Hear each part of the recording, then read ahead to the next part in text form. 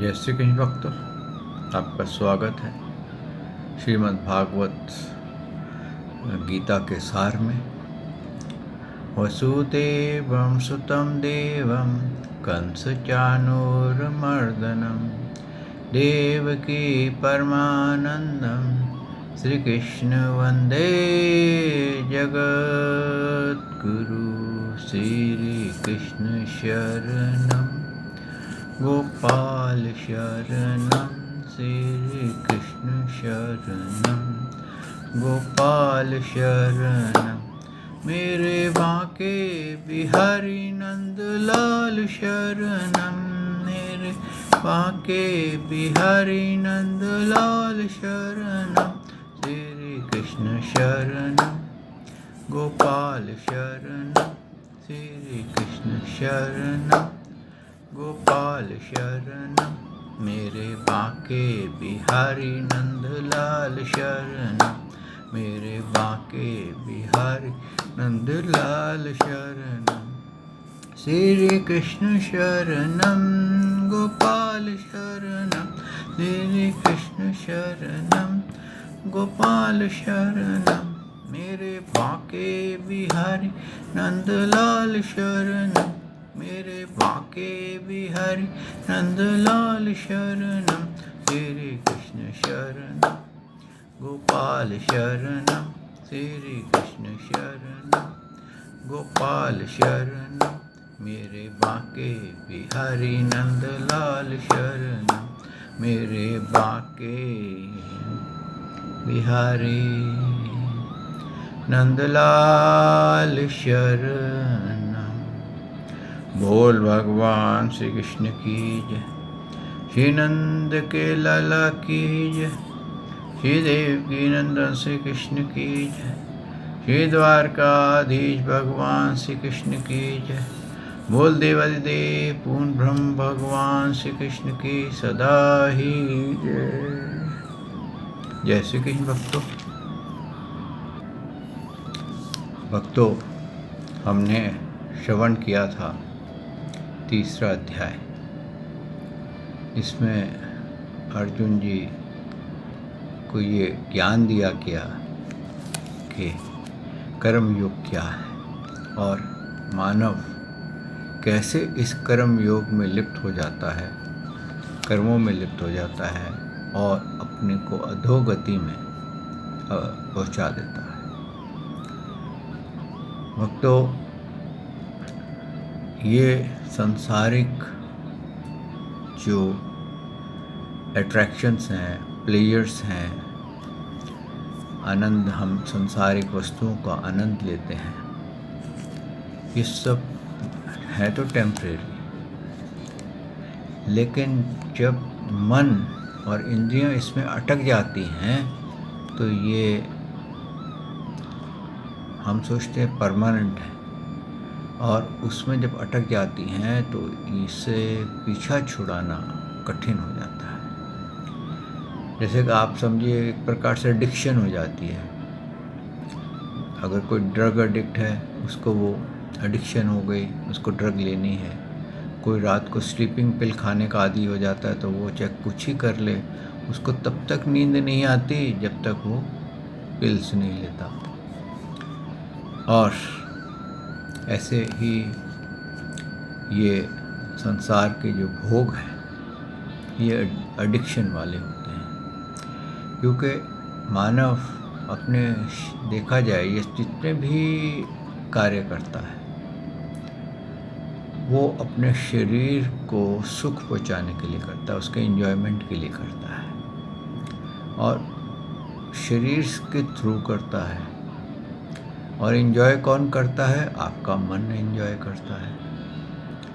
और मन जब एंजॉय करता है तो उसका साक्षी तो आत्मा है, और मन ही एंजॉय करता है, मन ही उसका ब्रेक डाउन करता है, और मन ही उदास होता है, मन ही खुश होता है, मन ही आपको डिप्रेशन में ले जाता है, क्योंकि वो उदास बैठा है, उसको देख करके आत्मा के अंदर तो कोई अंतर नहीं आता, लेकिन वो ऐसे केमिकल रिलीज़ कर देता है कि आत्मा उसको समझ नहीं पाती है।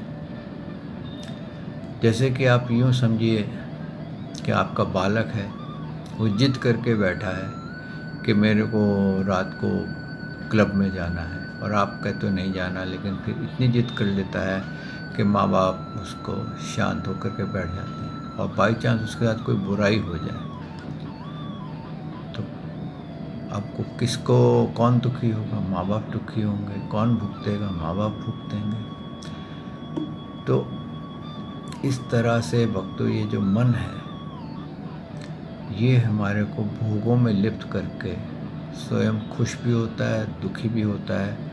अब जिसका एक्सीडेंट हुआ बालक का, समझिए, पैसे समझिए, तो बालक तो कष्ट में गया ही, लेकिन माँ बाप भी कष्ट में चले गए। इसी प्रकार से भक्तों, ये जो आत्मा, हमारी जो आत्मा है, ये मन के कारण भोगों में लिप्त हो जाती है, और वो कुछ न कुछ मन उसमें गलती करता है, और हम उसको रोकते नहीं हैं।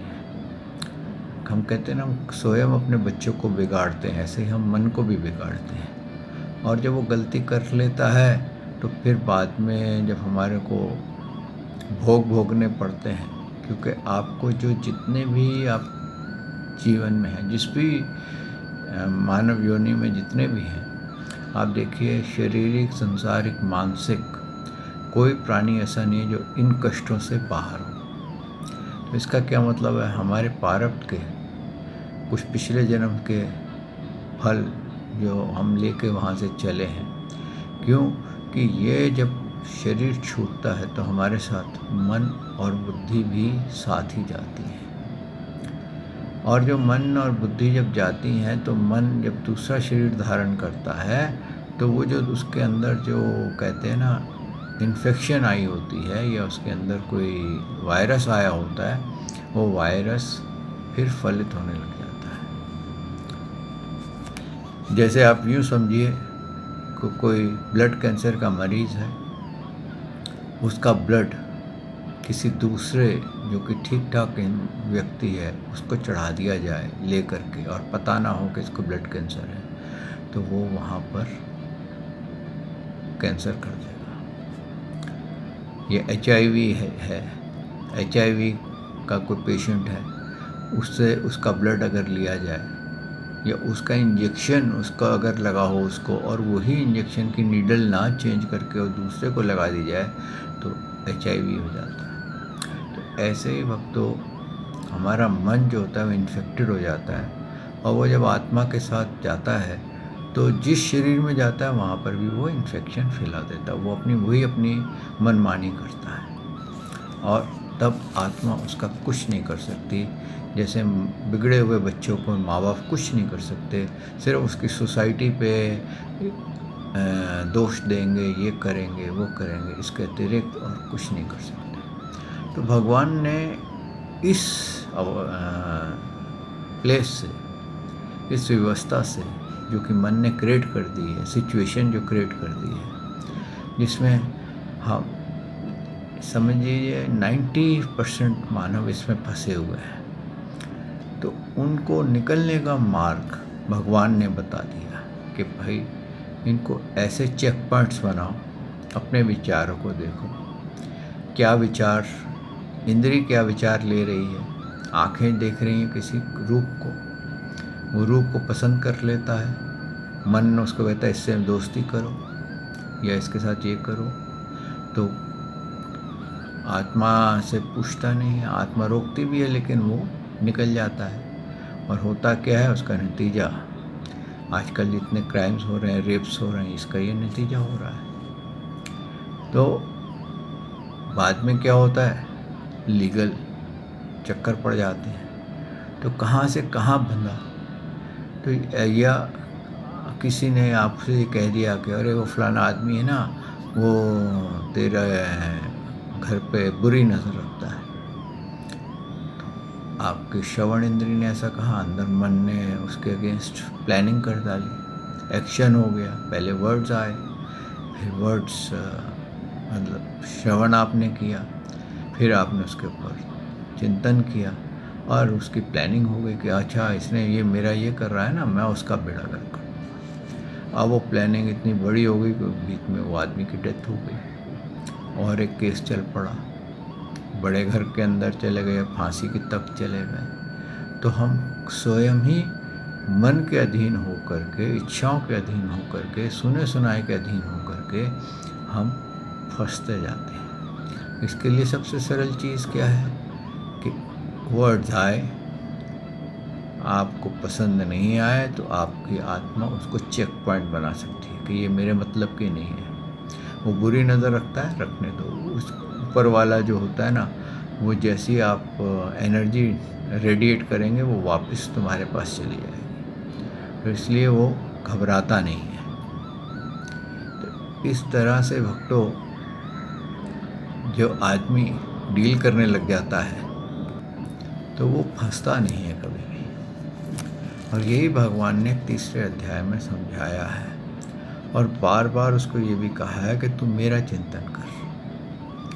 और भगवान ने अपने प्रकट होने का विवरण कई बार गीता में किया है, लेकिन कई बार हम उनका विवरण सुन कर के भी हम ये नहीं समझ पाते कि भगवान श्री कृष्ण सृष्टि से पहले थे, आज भी हैं और आज के सृष्टि के अंत में भी रहेंगे।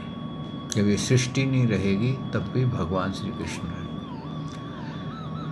और हम सांसारिक वस्तुओं को पाने के लिए कभी कभी इतने नीचे गिर जाते हैं कि मज़ारों को पूजने लग जाते हैं। कोई कहता है ना कि यहाँ पर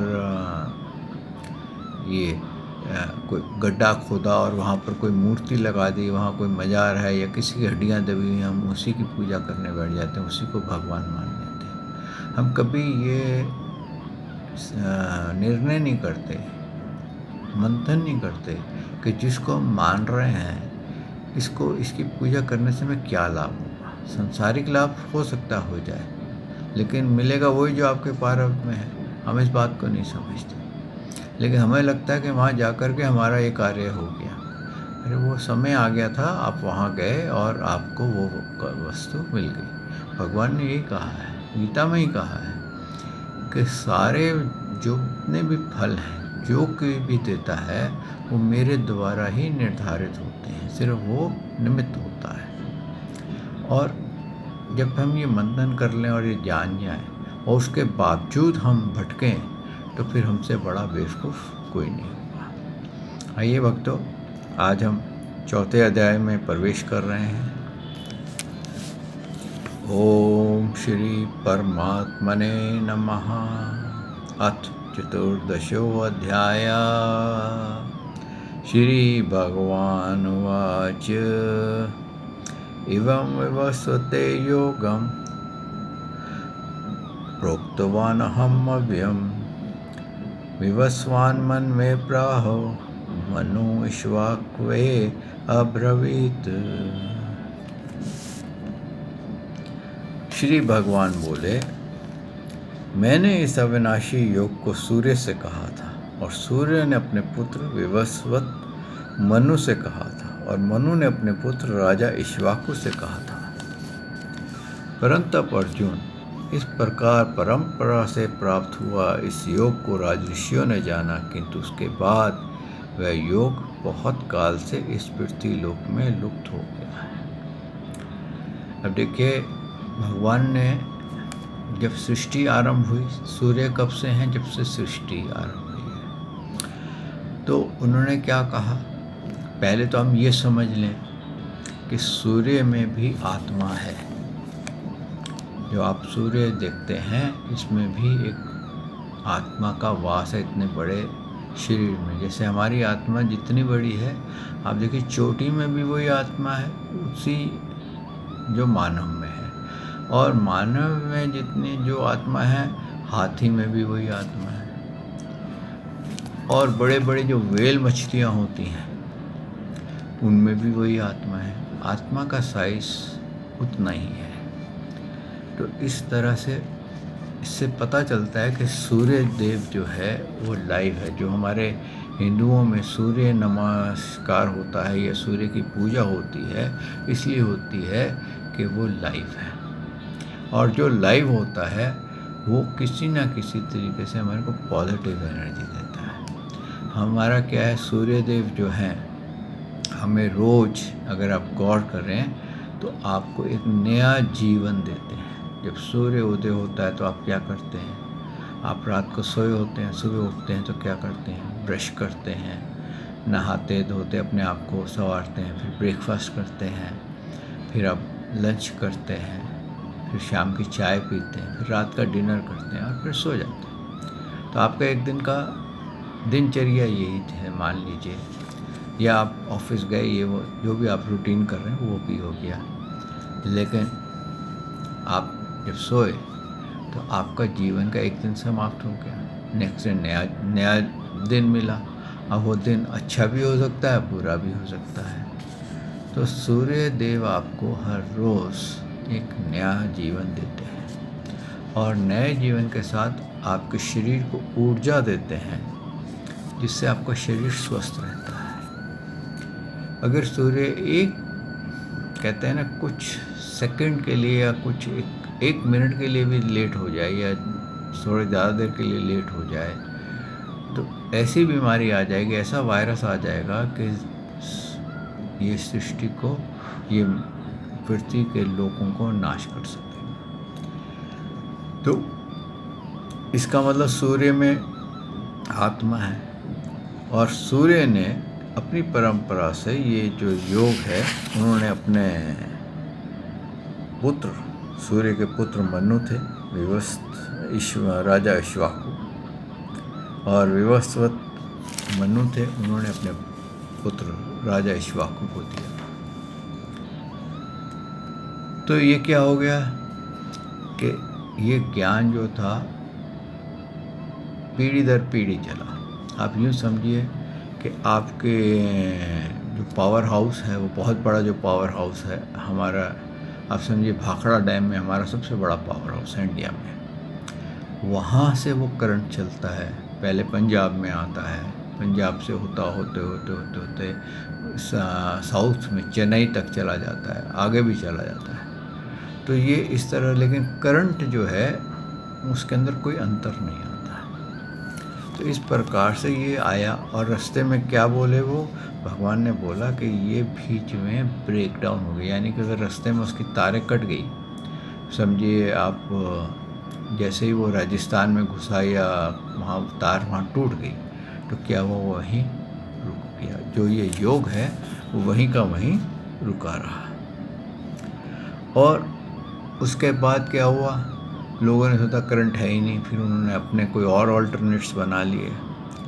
लेकिन अब वो जो मोक्ष का मार्ग खोला था कि कैसे हम फंसते हैं, वो समाप्त हो गया। लेकिन जो ऋषि मुनि थे उनको तो ये आइडिया लग गया कि कैसे करंट बनता है, कैसे हम इसको निकल सकते हैं। लेकिन वो इतने जंगलों में, इतने हिमालय की गुफा में रहते थे जहाँ आम आदमी नहीं पहुँच सकता था। और उसके कारण ये हो गया कि जो जीव थे उन्होंने अपने धर्म बना लिए कि ये धर्म से ऐसे पूजा करेंगे तो ये मोक्ष मिलेगा। लेकिन उनमें सब में उन्होंने ये कर लिया कि जिसमें इच्छित सांसारिक भोग ज़्यादा मिले, सब ने ऐसा ही बना लिया जिसमें कि हम ये मांगे और हमें मिल जाए। लेकिन जो ओरिजिनल थे उनको मालूम था कि अगर मांगेंगे तो हम फंस जाएंगे, तो उन्होंने इस सीक्रेट को दबा के रखा। तो इस तरह से भगवान ने ये बताया। फिर आगे ये कहा कि तू मेरा भक्त है और प्रिय सखा है, इसलिए वही यह पुरातन योग आज मैं तुझे कहा है, क्योंकि यह बड़ा ही उत्तम रहस्य में अर्थात गुप्त रखने योग्य विषय है। यहाँ पर भगवान ने क्या कहा है कि ये योग उसी को बताना चाहिए जो कि इसका सुनने का अधिकारी हो, और जो सुनने का अधिकारी नहीं है उसको ये योग नहीं मिलता है। अब इसमें सवाल आता है कि मैं जैसे अपलोड कर रहा हूँ तो ये सार्वजनिक हो गया, लेकिन भक्तों जो इस वीडियो को सुनेगा वो भगवान का भक्ति सुन सकता है, दूसरा नहीं सुनेगा। उसको कोई मतलब नहीं है गीता सार से, किसी भी ज्ञान से। लेकिन जिसको भगवान में इंटरेस्ट होगा ना वो सुनेगा। और अगर सुन कर के उसका मन पलट जाए और वो भगवान की भक्ति में आ जाए तो वो भक्त हो जाएगा। तो इसलिए मैं उस क्लॉज से निकल जाता हूँ। आगे क्या अर्जुन जी ने फिर प्रश्न किया। अर्जुन उवाच अप्रम भक्तो जन्म परम जन विवस्वता कथम एतम विजानीयाम त्वम अदो प्रोक्तवान इति। आपका जन्म तो अवर्चिन अभी हाल का है। सूर्य का जन्म तो बहुत पुराना है, अर्थात कल्प के आदि में हो चुका था। तब मैं इस बात को कैसे समझूं कि आपने ही कल्प के आदि में सूर्य का यह योग कहा था।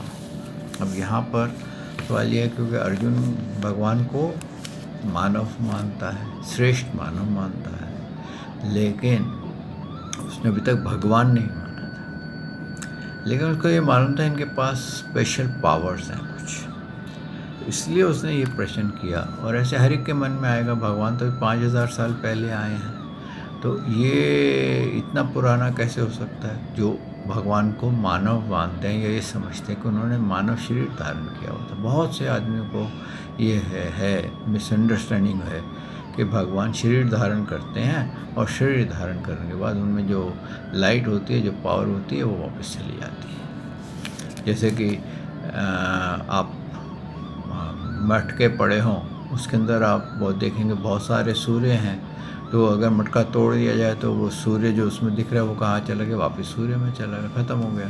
तो बहुत सारे इंसान ऐसा सोचते हैं, लेकिन उनके लिए जो भगवान के बारे में ऐसा सोचते हैं वही भगवान ने यहाँ पर उसको डिटेल में बताया है। क्या बोले हैं। श्री भगवान वाच बहूनि में व्यतीतानि जन्मानि तव च अर्जुन तानि हम वेद सर्वाणि न त्वं वेत्तत् परन्तप। हे परंतप अर्जुन, तेरे बहुत से जन्म हो चुके हैं, उन सबको तो तू नहीं जानता, किंतु मैं जानता हूँ। मैं अजन्मा और अविनाशी स्वरूप से होते हुए भी, अपने प्राणियों का ईश्वर होते हुए भी, अपनी प्रकृति को अधीन करके अपनी योग माया से प्रकट होता हूँ। देखिए यहाँ पर भगवान ने अपना रहस्य खोल दिया कि मैं हमेशा प्रकट होता हूँ, और जो तेरे को मैं जन्म की बात कर रहा हूँ तो इतनी बार मैं प्रकट हुआ हूँ, मैं शरीर धारण नहीं करता। क्यों प्रकट होता हूँ। यदा यदा ही धर्मस्य ग्लानि भवति भारत अभ्युत्थानम् अधर्मस्य तदा आत्मानं सृजामि हम पितॄणां साधूनां विनाशाय च दुष्कृतां धर्म संस्थापनार्थाय संभवामि युगे युगे। मैं कब कब प्रकट होता हूँ, जब धर्म नष्ट हो जाता है, असुर लोग आगे बढ़ जाते हैं, तो मैं प्रकट होता हूँ। और मैं प्रकट हो करके क्या करता हूँ, धर्म की स्थापना करता हूँ। फिर से ज्ञान आरंभ करता हूँ, जिसके कारण भटके हुए जीव अपने धर्म पे चलें, अपने अस्तित्व को जाने, अपने कर्तव्य को जाने, और वो पुनः मुझे प्राप्त हो जाए। और साधु लोगों की रक्षा करता हूँ। क्यों करता हूँ साधु लोगों की रक्षा, क्योंकि आपको ज्ञान कहाँ से मिलेगा, सिर्फ उन्हीं लोगों से मिलेगा जो भगवान का भजन करेंगे। आप जो साइंस पढ़ रहे हैं और सीए कर रहे हैं, अलग अलग वो कर रहे हैं, तो उनका चिंतन भगवान में नहीं होगा। लेकिन जो भगवान से प्रेम करेगा ना भक्तों, वही इस संसार को, इस ज्ञान को जानने का अधिकारी होगा। और जब वो जान जाएगा तो उसको अंदर एक फीलिंग्स आएगी कि ये ज्ञान मेरे को प्रभु ने दिया है। तो भगवान ही उसको प्रेरणा देते हैं कि इस ज्ञान जो मुझे प्राप्त हुआ है ये आगे चला जाए, यानी कि पीढ़ी दर पीढ़ी ये ज्ञान चलता रहे, ताकि जो जीव अपना कल्याण करना चाहते हैं वो इसको कर लें। और ये नहीं कि खाली साधु ही इसका अपना कल्याण करेंगे, कोई भी किसी भी जाति का हो, मानव होना चाहिए। ये मानवों के लिए है, मानव किसी भी जाति का हो, अगर मानव जाति का है, मानव जाति है, तो वो अपना इस मार्ग से अपना कल्याण कर सकती है, इस योग में लग सकती है। आगे भगवान ने क्या कहा है? आगे भगवान ने कहा है, हे अर्जुन, मेरे जन्म और कर्म दिव्य अर्थात निर्मल और अलौकिक हैं। इस प्रकार जो मनुष्य तत्व से जान लेता है, वह शरीर को त्याग कर फिर जन्म को प्राप्त नहीं होता, किंतु मुझे ही प्राप्त होता है। ये उसके लिए है जो भगवान को की रियलिटी जान जाता है कि वो सृष्टि से पहले थे, आज भी हैं और सृष्टि के बाद भी रहेंगे। और ये जो करने जाता है, योग करता है, वो आगे उन्होंने यही कहा है कि उसके राग द्वेष और मैं मेरा, निंदा स्तुति, काम क्रोध लोभ मोह अहंकार हर प्रकार से नष्ट हो जाते हैं। उनको ये दिखने लग जाता है कि ये सब मिथ्या हैं, टेम्परेरी हैं। उसके बाद ये शरीर त्यागना पड़ता है, और शरीर त्यागने से ही जितने भी भोग, जितने भी धन दौलत मैंने इकट्ठी की है, जितने भी भोग इकट्ठे किए हैं, वो यहीं रह जाते हैं। और ये भी जान लेता है कि ये भोग शरीर में होते हुए भी मैं नहीं भोग पा रहा था। जैसे आप समझिए, आप कभी हॉस्पिटल में जाइए, ऐसे ऐसे बीमार आदमी हैं, बेचारों को नलियाँ लगी हुई हैं, मुंह में भी, मतलब नाक में नीचे भी, और कौमा की तरह पड़े हैं, एक बॉडी की तरह पड़े हैं। अब उन्होंने हो सकता है पहले बहुत एंजॉय किया हो, उनके अगर देखा जाए तो बहुत एंजॉय किया हो, और अंदर फीलिंग्स भी हो एंजॉय करने की, लेकिन क्या वो एंजॉय कर सक रहे हैं? इसी शरीर में, मानव देह में है, कोई बाहर नहीं है, लेकिन एंजॉय नहीं कर पा रहे। तो उनके लिए भले ही करोड़ों रुपए पड़े हों, लेकिन सब पर बेकार पड़े हुए। कई बार तो ऐसा भी हुआ है कि कई करोड़पतियों ने कहा है कि मेरे को बस थोड़ा सा जीवन मिल जाए, भले ही मेरे करोड़ों रुपए तुम ले लो, लेकिन उसको एक पल का भी जीवन एक्स्ट्रा नहीं मिला। भोग तो दूर की बात है। तो ऐसे कई बार होता है भक्तों, आप कई बार देखो कि बॉडी में कई ऐसी चीज़ें आ जाती हैं कि आपके जो भोग हैं, पैसा होते हुए भी भोग वहीं के वहीं पड़े रहते हैं, और आपका पैसा होने पर भी आप उसका कुछ नहीं कर सकते।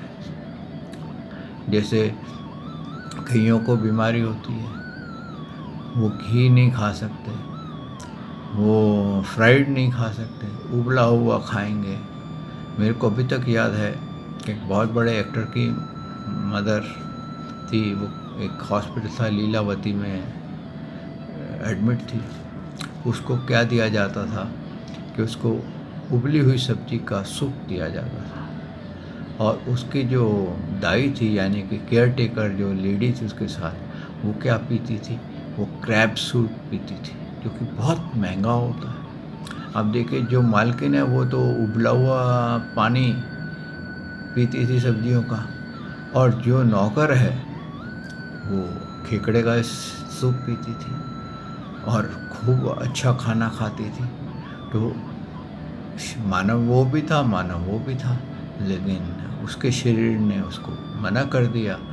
इतना पैसा होते हुए, इतनी दौलत होते हुए, कि इतने हाई क्लास हॉस्पिटल में रहते हुए, इतने बढ़िया कमरे में रहते हुए भी वो उसका भोग नहीं भोग सकी, पैसे का आनंद नहीं ले सकी। तो भक्तों, यही भगवान ने बताया है कि ये जो है, ये योग क्या करता है, ये मेरे और जितने भी मैं ये काम क्रोध लोभ मोह अहंकार मत्सर तृष्णाएँ वासनाएँ इच्छाएँ, मैं मेरा राग द्वेष निंदा स्तुति मान अपमान सब नष्ट कर देता है, और वो मुझसे फिर प्रेम पूर्वक स्थित रहता है। और मेरे आश्रित रहने वाले बहुत से भक्त उपरयुक्त ज्ञान तप से पवित्र होकर मेरे स्वरूप को प्राप्त हो जाते हैं। यानी कि जब हमारे काम क्रोध लोभ शांत हो जाते हैं, तब हमारे को प्रभु से सच्चा प्रेम होता है, तब हमारा जो मन होता है वो भगवान की भक्ति में लगता है, क्योंकि उसको वैराग्य हो जाता है कि ये सब नाशवान भोग है। आइए भक्तों, आप इस पे मंथन कीजिए। यहाँ मैं वाणी को विश्राम देता हूँ। प्रभु ने चाहा तो कल मैं आपकी सेवा में हाजिर होऊंगा। इसके आगे का सार गाएंगे।